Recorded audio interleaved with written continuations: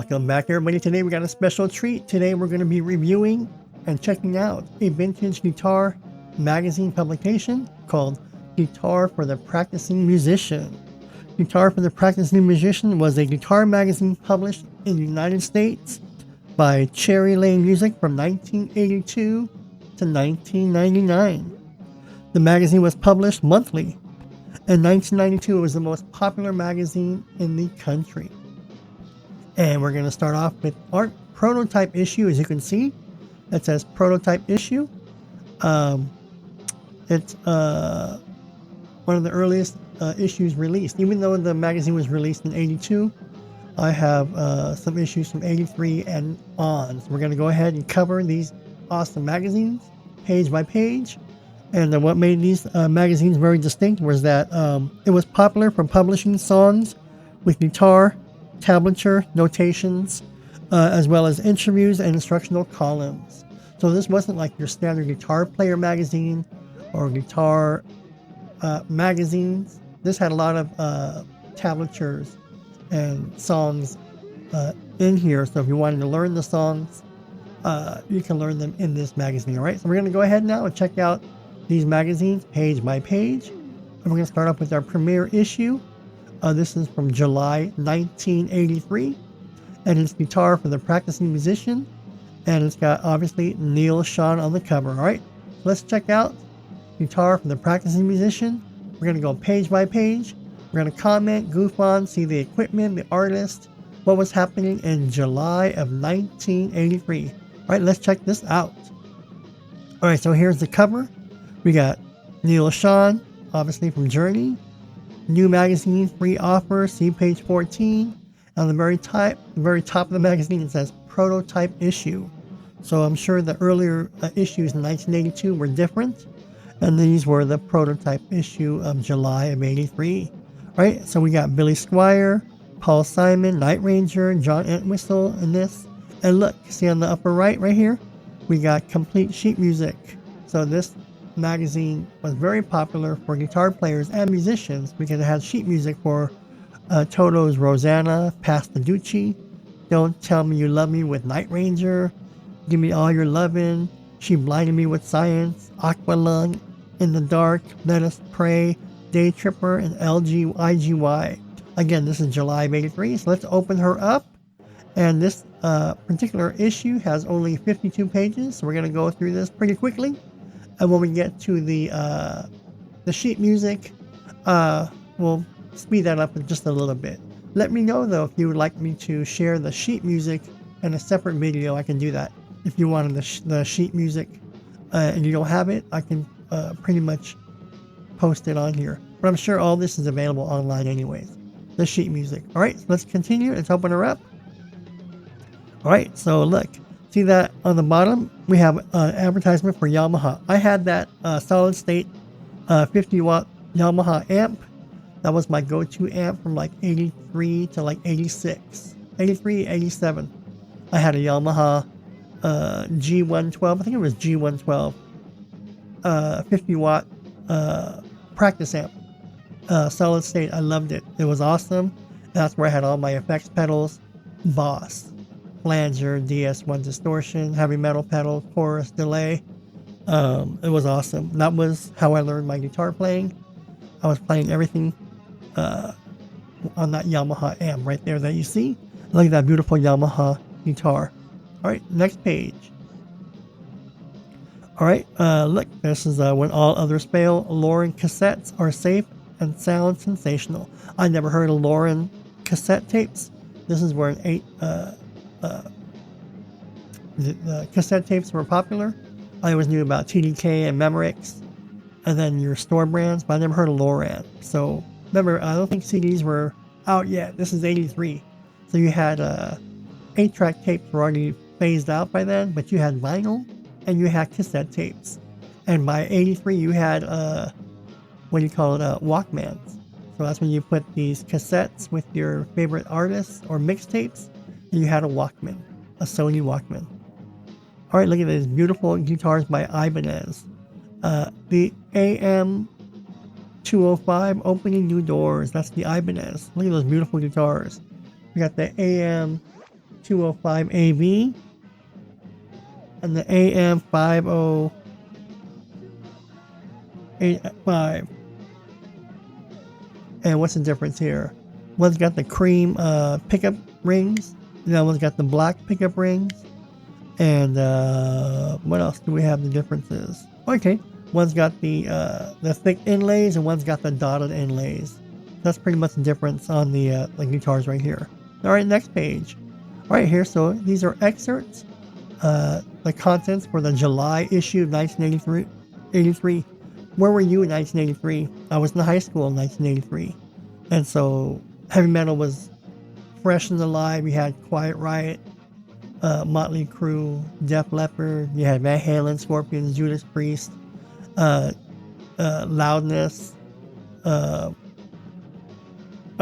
And you had the early Dokken, early Rat trying to get signed and get out there. So this is great. So this is the table of contents right here for guitar for the practicing musician. Next page. Right here's the ad for Guild. All right, an American institution. So there's the Statue of Liberty holding the guitar. Nice video there. All right, Navy wireless. That was a big thing back in the early 80s, going wireless. And we had the money. Night Ranger, they were known for being wireless. They went wireless very early. Brad Gillis and Jeff Watson of Night Ranger, I think they were using Navy at the time. So was KISS. So you want to deal with cables and cords and so forth, you went wireless. So that was very popular back then. Obviously you got letters from the publisher there. There's no better gauge for comparing strings than Gibson. I never played Gibson strings. I forgot about Gibson strings. They also had Fender strings, but I always stuck with Diodario or Ernie Ball my entire playing career. I always had Diodario or Ernie Ball strings that I always gravitated to. I don't think I ever bought Fender or Gibson strings, but apparently some people did, and they're pretty good. Alright, there was the legendary Bob Marley in full swing, 1983. Look at that guitar right there. That's like some type of Les Paul style. Could be a Les Paul, but it's a Les Paul style body right there. Alright, there is the Gibson SG, Angus Young from AC/DC. Look at these. These are photos from 1983, obviously. What else? We got Glenn Tilbrook from Squeeze. So back for the guitar for the practicing musician, it wasn't a metal magazine. It was basically for guitar players. So if you were into new wave, rock, jazz, blues, fusion, metal, guitar for the practicing musician was your go-to magazine. So it basically encompassed all genres, so not one field would be left out. They had metal magazines like Circus, Cream, and Hit Parader, like guitar. You had Guitar Player, Guitar World, guitar for the practicing musician. As evidence here, you have Glenn Tilbrook from Squeeze playing his beautiful all black. I love that guitar. I wouldn't mind having that one, an all black Stratocaster with a maple neck. That would be sweet to have. And look, the mighty Van Halen, 1983 Eddie Van Halen. Look at that distinctive pose, playing his red, white, and black Frankenstrat. Oh, that must have been awesome back in 1983.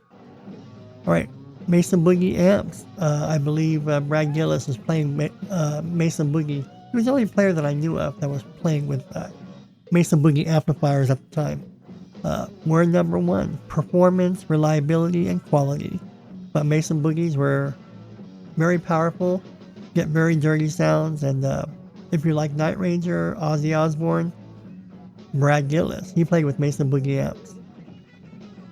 Alright, the noise canceller, he had Seymour Duncan. Here's a nice ad, hand-wired, the noise canceller. So if you wanted some quiet, no hum pickups, you would go with your Seymour Duncan. To this date, I never had a Seymour Duncan pickup. I'm sure they're very, very good. Obviously, they're very reputable. My go-to pickup has always been and still is the DiMarzio Super Distortion, because with that pickup, I can do it all. I can play clean, jazz, blues, rock, metal. That's perfect. Just enough gain, not too gainy, not too saturated. It cleans up beautifully. And so it was good enough for Jimmy Page, Joe Perry, Ace Frehley, Tom Petty, all these other early guitar players from the 70s. It's good enough for me. So The DiMarzio Super Distortion pickup has been my go-to pickup, and the DiMarzio Super Distortion 2. So I have yet to try a Seymour Duncan, but to each their own. I love DiMarzio Super Distortions, but that's a great ad right there. Okay, Andy Summers, The Listening Room. Now, pretty soon we're going to be covering, I believe, some sheet music.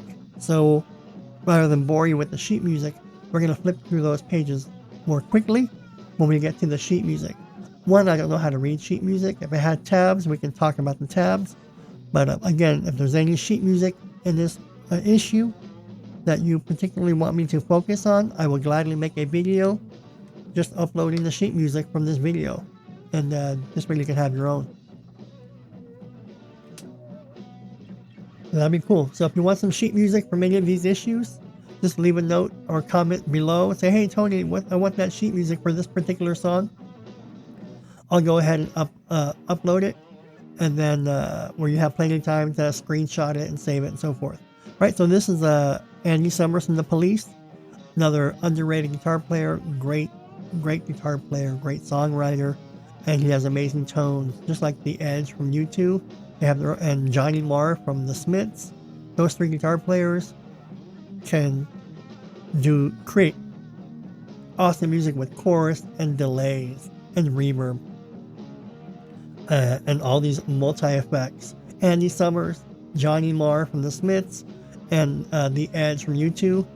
I put them all equal.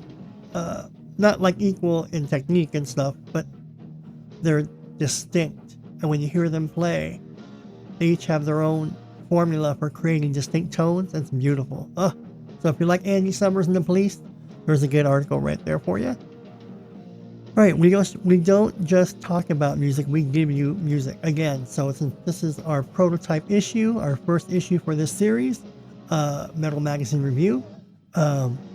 This magazine in particular, Guitar Player for the Practicing Musician, was known for their sheet music and tabs and their music columns. All right, so you want to get into this magazine, here's where you would subscribe right there. See, snail mail. There's no internet, name, address, and then your signature, and then you mail your little check, and they send you your issues. All right, look at this. So back in 1983, in July, we had the Rockman from Tom Schultz. Here's how you plug it in. Your guitar goes into the Rockman, direct right here, you can play it. You can play your keyboard into the Rockman and have chorus. You can have your guitar into the Rockman, into your PA system coming out of the speakers, and it's all in stereo. So the Rockman Direct. So I used to have a Rockman, or I borrowed a Rockman back in the early 80s, and it was sweet. I don't know what happened to it. Obviously I lost it, or it broke, but it sounded best obviously with headphones, and that was the beauty of it. You just plug in your headphones here, your guitar with the headphone jack, and you can just basically jam along. You couldn't record yourself, so that was one downfall, but that would have been great if there would have been, what they should do is create a Rockman for 2025 like this, where it has a USB flash drive in there, or SD card slot, where you can put in an SD card or USB flash drive, and so you can hit record, stop, play on your Rockman. You can jam. So you can jam into the Rockman and save whatever you're jamming into a flash drive or an SD card, and then load that up to your computer and edit it. That would be great if they made a Rockman with a SD card to record yourself in here. You can do that too, or you can do it the hard way and plug it in and record it through your computer. All right, what's next? All right, there's Billy Squier. Remember Billy Squier? There's a Telecaster. I love Billy Squier. Not a guitar virtuoso, but great singer-songwriter. Had a couple of big hits, and love him or hate him, Billy Squier was good. Great for the 80s. Again, claims his Piece of the Rock. By 1983, Billy Squier was all over MTV. And, but remember, he was now, fighting with new wave and hard rock and metal. And he was playing his little pop rock. And, which is good, but you had to keep punching out hits after hits. because by 83, 84, 85, you either were doing new wave, like Duran Duran, New Order, all these bands like that, The Fix, Psychedelic Furs, and so on, or you were doing rock or doing metal. That's what you're doing. So, right, more on Billy Squier here, and then we have here the Lawrence 8345, the only pickup that won't make your acoustic sound electric. So this is a pickup for your acoustic guitar. So that's pretty good technology back then. I think Ovation was like the #1 electric acoustic guitar back in the 80s. I always wanted an Ovation, the thin one, not the big ass bulky ones. But if I had an Ovation, I always wanted a thin one.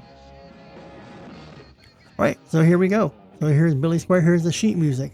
So we're gonna blow through these pages. So, but look, there's tabs. So there's the chords right here, and then once they tell you the chords, like a C5, it'll tell you here, this is where you play the C5, right? And then here it says D5, that's over here somewhere. And then so there. So here, right here where my cursor is, you would play this chord right here. So once you started to, what you would do is, back then, you learn the chords, right? And then you would know the names, and then you start to strum along with the chords, and there you go, boom, boom, boom, boom, boom, and there you are jamming with your favorite artist, right? So we're continuing. Remember, we're gonna blow through these sheet musics, but this is In the Dark. Okay, now look, guitar licks and solos, tablature explanation, see page 35. So In the Dark. So if you have some guitar licks and solos in that song, again, it shows you on the notes and the strings right here what to do, the bends, and so forth. Right, if you're looking to reach the young guitarist, you'll find him in the garage. True. You're either in your bedroom and your parents are saying, hey, turn it down, or you're in your garage and you started to insulate the garage so that the neighbors wouldn't hear you. And it was fun. A lot of friends played in their garage. That was nice. You would play in the garage until your parents came home, where they had to park the car in the garage. But while they were at work, you would come home from school and play in the garage. And if it was hot, you have the garage door open and start jamming away. Hopefully not too loud where the neighbors, knock on your door. And it was always fun to go to your friend's house while the parents are out, and you go out and hang out in the garage. And you either have beer, smoke cigarettes, and just jam and learn licks and play with your band and so forth. It was awesome. All right, look at this. Marshall, great ad. Test drive Marshall combos. Look at these combo amps. I always wanted a Marshall because I wanted to have that built-in distortion. But again, back then I had I think it was G12, a G112. I keep saying G112 Yamaha, but it was awesome. But Marshall combo amps were great. They were all the hit. All right, Gliders by PB. PB had some strings here. Glide through your hottest rock licks. I never heard of Gliders back then, but apparently they were popular in 1983. So I only gravitated to Ernie Ball and Diodario, but again, we're still on to Billy Squier up there. So, okay. Again, more. This article still talks about Billy Squier. Look at this. So back then in 1983, in the 80s, you would take this shot right here, take out the staples, and if you were a fan of Journey or Neal Schon, this would be a pinup in your locker room at high school, or your locker at high school, or in your bedroom wall with all your favorite artists, Kiss, Van Halen, Scorpions. If you're a guitar player, you had this. Look at that beautiful Stratocaster. And Floyd Rose, look, see? So he's got the Stratocaster. Can be a Charbel, but I think it's a Stratocaster with a Charbel or a Floyd Rose right there. So, and by 1983, because of Eddie Van Halen, you had to have a Floyd Rose because you wanted to stay in tune and you just wanted that extra edge. Brad Gillis, Neal Schon were like the second and third people to get the Floyd Rose right after Eddie Van Halen. I guess Eddie got the prototype or number one. Neal Schon and Brad Gillis were saying they were number two. But one of these guys were number 2 or 3, Brad Gillis and Neal Schon. And you had to have a field day with Floyd Rose. I remember I wanted to buy a Floyd Rose for my Hondo Stratocaster. Back then it was a lot of money. I'm like, forget it. It was going to be like around $450 to get a Floyd Rose on my Hondo. Wasn't worth it because my Honda was like what, 119 back then, 169. But the old days. All right, so here's a nice article. Neal Schon of Journey. One day, the 16-year-old Neal Schon was knocking them dead. So I believe then he was already playing for Carlos Santana, moving up from the top. So this is a nice article behind the scenes of Neal Schon. Look, Day Tripper from the Beatles. So these are the chords. See on top? This is why this magazine was so great. Oh, I want to learn Day Tripper.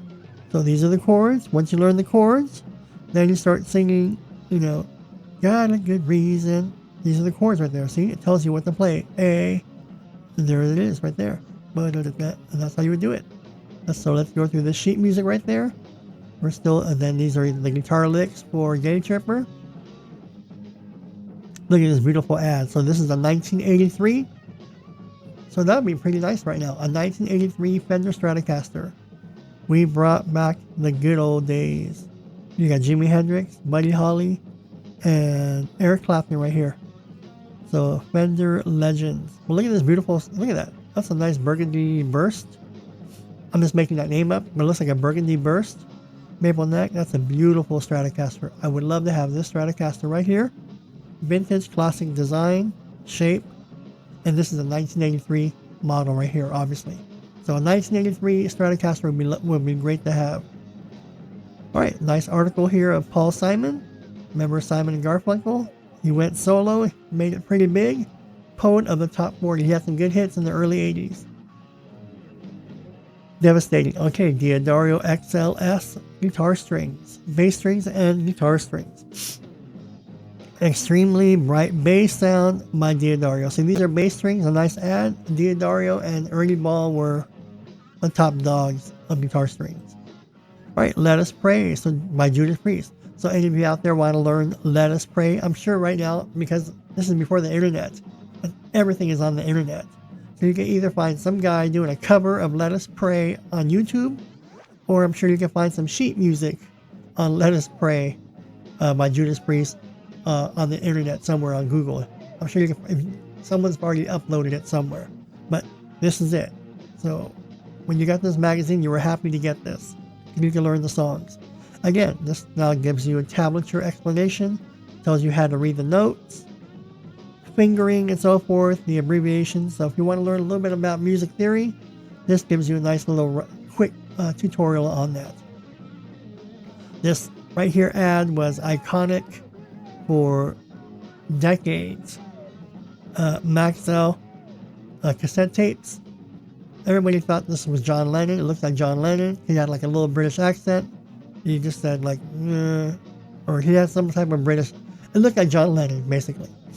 And so there he was. He put in a Maxell tape, and from the speakers, the wind blew him back because he could hear the clarity.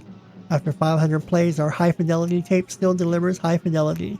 This is a classic ad. He hits play, and then whatever he's playing here, the wind starts blowing everything past him. It was awesome. Okay, look at this. Finally, a guitar tremolo system that can actually keep up with you and your guitar. The new Kaler tremolo bridge systems. Ibanez, I believe, had the Kaler system, where the Super Strats had the Floyd Rose. But Phil Collen of Def Leppard, 1983, he had that beautiful Destroyer. I think it was a Destroyer, or Explorer, or Destroyer. Ibanez Destroyer, I think it was. And he had a Kaler. I never played a Kaler, but some people loved it, other people hated it. This had rollers instead of the fine tuners, I think. Anyway, long story short, it did what the Floyd Rose did, but it just was more chunkier and bulkier. But you had Kaler and Floyd Rose. I never had a Kaler or played a Kaler. But if one of my guitars had a Kaler, and if it worked, I would still use it, But Kalers were like a good option if you didn't have a Floyd Rose or didn't want a Floyd Rose. Record review. So here, look, the King of Comedy, Michael Bolton. Then we got here Corridors of Power, Gary Moore. That album came out in 83. Havana Moon. So these are the bands that are coming out, like Carlos Santana. These are the albums that were out in July of 83. Well, this issue came out in July of 83, but this is what was happening in the early 83. Remember when I was telling you one of my videos earlier about DoD pedals? I always wanted to have all these pedals. This is what I was talking about.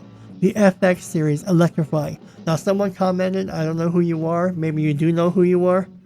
How DoD suck. They were the poor man's pedals. I loved the look because they were sleek. And look at the beautiful colors. I know you don't buy pedals for colors, but I had Boss. My friends had MXR, and Boss, and a few of the poor people they had DoD. But I've always liked DoD. I want DoD, but I wanted this either pedal board or I just wanted to have all the pedals. And I had to have all the pedals. I can't read what these are, but DoD was good. Back in 83, I wanted DoD. This is a great ad. I love it. Let me know down below if you had DoD pedals. I still want DoD pedals. So, all right, on the case with Barry Littman. So here we are. This looks like a Les Paul with a some type of locking tremolo here. The Gibson Les Paul Custom, and this has a vibrato bar. So they're putting vibrato bars already on Les Paul Customs. And I think one of the first people that did it, obviously, was Brad Gillis. Brad Gillis put it on his Les Paul. He had a black Les Paul, and he debuted it in 1982 with the Ozzy Osbourne live at Irvine Meadows.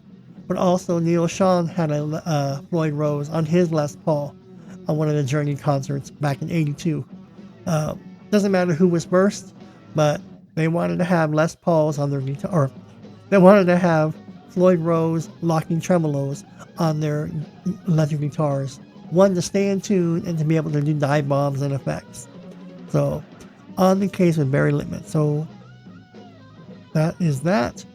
And this is the Radiator model by Ibanez. So this is a Radiator guitar by Ibanez. And that's the new gear of 83.